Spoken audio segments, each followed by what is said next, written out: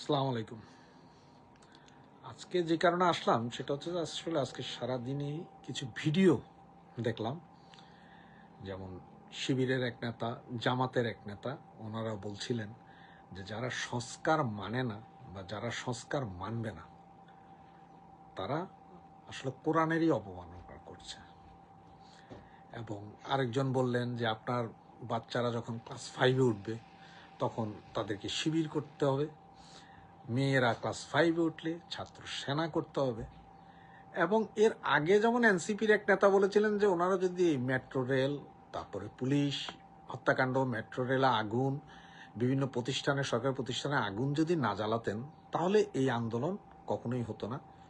আর গতকাল থেকে আরেকটা ভিডিও সেটাতে এক বৈষম্য বিরোধী লাল মেধাবী সে বলছে যে যদি আওয়ামী লীগ সরকার কোনো অবস্থায় ক্ষমতায় আসে তাহলে কোনো কিছুই লাগবে না, আইন, বাংলাদেশের আইন অনুযায়ী তাদের ফাঁসি হবে, কারণ তারা পুলিশ মেরেছে, পুলিশের সাথে মারামারি করেছে, যার কারণে তাদের জুলাই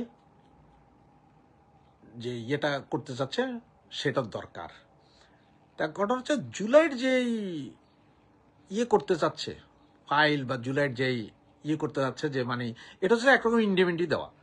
তাহলে 1975 সালে শেখ মুজিবকে হত্যা করার পরে যে ইন্ডেমনিটি চালু হয়েছিল সেইম তারা আরেকটা ইন্ডেমনিটি চাচ্ছে, যে ইন্ডেমনিটির মাধ্যমে আপনার তাদের কোনো বিচার করা যাবে না, তারা যা করেছে সব মাপ। 3200 পুলিশ হত্যা করেছে তাও মাপ, যে অরাজকতা গত 10 মাসে করেছে তাও মাপ, এই যে এই 10 মাসে যে কোটি কোটি টাকা দেশের লুটপাট করেছে তাও মাপ।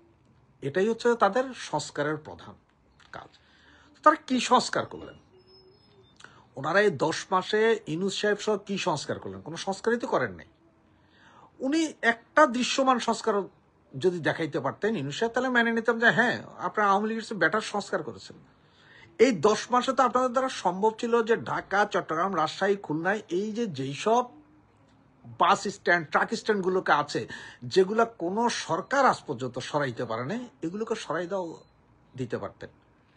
এগুলোকে সরাই দিলে এই মুহূর্তে আপনাদের কেউ কিছু বলতো না।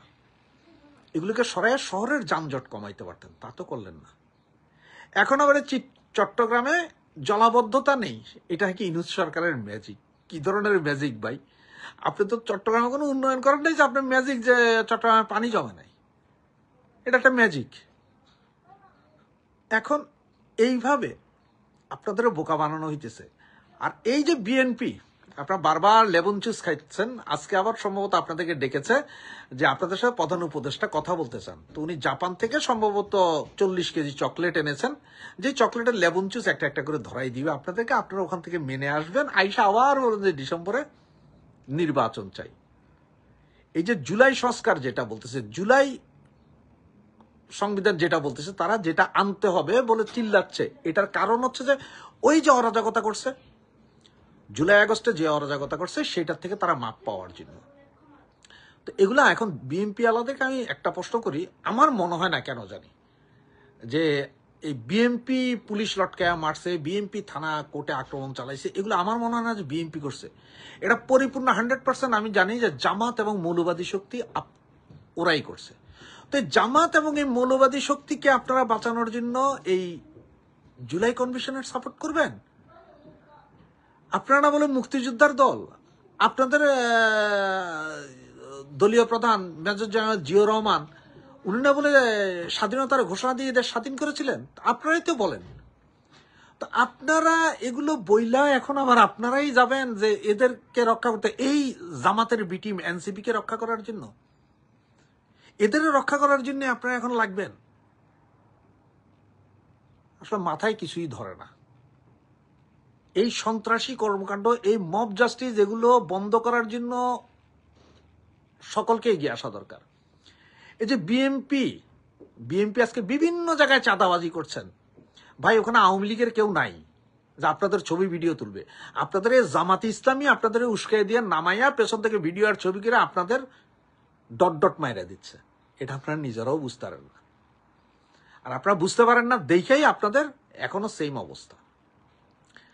এইখানে শত্রু যদি কেউ থাকে বাংলাদেশের, স্বাধীনতার বিপক্ষে, স্বাধীনতা সংগ্রামের বিপক্ষে শত্রু যদি কেউ থাকে সেটা হচ্ছে যে একমাত্র জামাত ইসলাম আর এনসিপি। এই দুইটা দল, এনসিপি তো বি টিম, এরাই চায় যে এই দেশে পাকিস্তান হবে। এই যে এখন এত কিছু চলতেছে, করিডোর, বন্দর, এগুলো নিয়ে কিন্তু এনসিপির কেউ কথা বলে না, জামাইত্তারাও কথা কয় না, কিন্তু আপনারা এরপরও তাদের সাথেই আছেন। তাদের সাথে থেকে লাভ নাই, আপনাদের এর ঠেকাবেই। এই যে এখন আপনারা সংস্কার মানবেন না যদি বলেন, বিএনপি ভাইদের বলতেছি, সংস্কার মানবেন না যদি বলেন এবং ডিসেম্বরের নির্বাচন যদি চান, আপনারা নাকি কোরআনের অবমাননা করতেছেন, ইসলামের অবমাননা করতেছেন। তো এই জামাতি ভাইদেরকে বলতে চাই যে ইসলামের অবমাননা, ইসলামের কোন জায়গায় লেখা আছে যে বাংলাদেশে এত সালের এত তারিখে সংস্কার করতে হবে, না হইলে ধর্মের অবমাননা হবে? কোন কিতাবে, কোন সূরাতে বা কোন আয়াত নাজিল হয়েছিল এই বিষয়ে? এগুলোর জবাব কি একটু দিবেন? আর আওয়ামী লীগ, ছাত্রলীগ, যুবলীগের যারা এখন প্রাণের ঝুঁকি নিয়ে মিছিল করতে, এগুলো সব হচ্ছে যে যোদ্ধা, এরা সব যোদ্ধা। আওয়ামী লীগকে আপনারা সমস্ত কার্যক্রম নিষিদ্ধ করছেন, আওয়ামী লীগের পেজ বন্ধ করছেন, তাতে কোনো দুঃখ নাই।